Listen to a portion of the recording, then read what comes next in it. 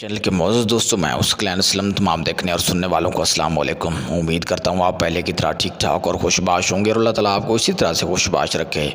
ناظرین، اس طرح کی خطرناک ویڈیو آپ کے ساتھ اس لیے شیئر کی جاتی ہیں تاکہ آپ کو ان نادیدہ قوتوں کے بارے میں علم ہو، اور کبھی کبھار اگر آپ کا ان کے ساتھ سامنا ہو بھی جائے تو آپ اپنے ہوش و حواس کو قابو میں رکھتے ہوئے ان کا سامنا کریں، کیونکہ شیطان اور جنات کا کام انسان کو کسی نہ کسی طریقے سے تکلیف پہنچانا ہوتا ہے۔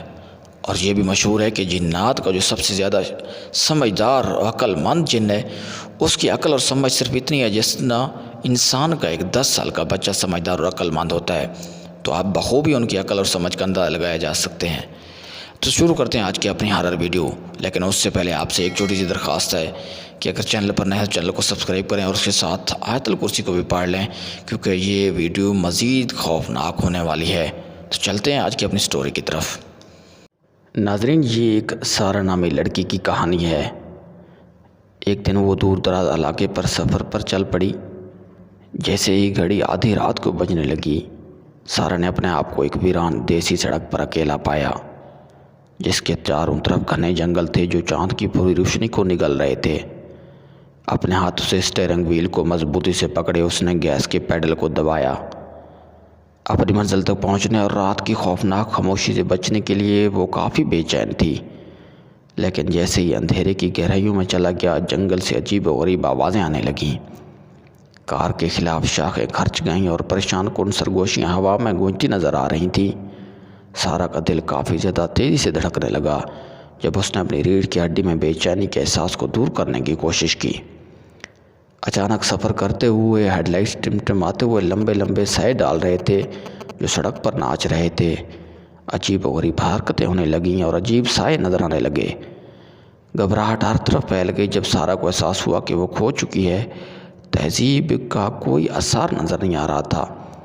واپسی کا راستہ تلاش کرنے کے لیے سارہ کافی زیادہ پریشان تھی کہ کہیں واپسی کا راستہ مل جائے اور وہاں سے وہ نکل جائے اور اپنے آپ کو بچا لے۔ اس نے جلدی سے یو ٹرن لیا، صرف اس لیے کہ وہ اپنے آپ کو ایک پرانی خستہ حال حویلی کا سامنا کر رہی تھی۔ اچانک مڑتے ہوئے اس نے ایک حویلی پر نظر پڑی۔ کسی اور آپشن کے بغیر سارہ ہچکچاتے ہوئے حویلی کے قریب پہنچی۔ اس کی کھڑکیاں اوپر چڑھی ہوئی تھیں اور اس کی دیواریں ڈھکی ہوئی تھیں۔ گاڑی سے باہر نکلتے ایک ٹھنڈی ہوا اپنے ساتھ بچوں کی ٹھنڈی قہقہوں کو لے کر چلی گئی۔ انتباہاتی علامات کو نظر انداز کرتے ہوئے سارہ اندر حویلی کے داخل ہوئی۔ اس کے قدم خالی حالوں میں گونج رہے تھے، لیکن جتنا آگے اس نے دریافت کیا اتنا ہی اسے لگا جیسے اسے دیکھا جا رہا ہے، کوئی اس کا پیچھا کر رہا ہے۔ سائے اس کے ویژن کے کونے کونے میں منتقل ہو گئے اور عجیب و غریب علامتیں دیواروں کی زینت بن گئیں، جس سے اس کی ریڑھ کی ہڈی میں کپ کپی طاری ہو گئی۔ جیسے ہی سارہ واپس مڑنے والی تھی کہ اس نے خاموشی کو چھیدنے والی خون آلود چیخ سنی۔ آواز کی طرف بھاگتے ہوئے اس نے خود کو ایک مدھم روشنی والے کمرے میں پایا، جہاں بھوت بچوں کا ایک گروپ دائرے میں کھڑا تھا۔ ان کی آنکھیں خالی اور بے روح تھی۔ اس سے پہلے کہ کوئی رد عمل ظاہر کرتے، بچے اس کی طرف متوجہ ہوئے، اس کے منہ مڑے ہوئے مسکراہٹوں میں پھیلے ہوئے تھے۔ بھاگنے کے لیے کہیں نہ ہونے کے بعد سارہ کو احساس ہوا کہ وہ ایک ایسے ڈراؤنے خواب میں پھنسی ہوئی ہے جس سے فرار کا کوئی راستہ نہیں تھا، اور جیسے ہی اندھیری نے اسے گھیر لیا، وہ جانتی تھی کہ وہ دوبارہ کبھی نظر نہیں آئے گی۔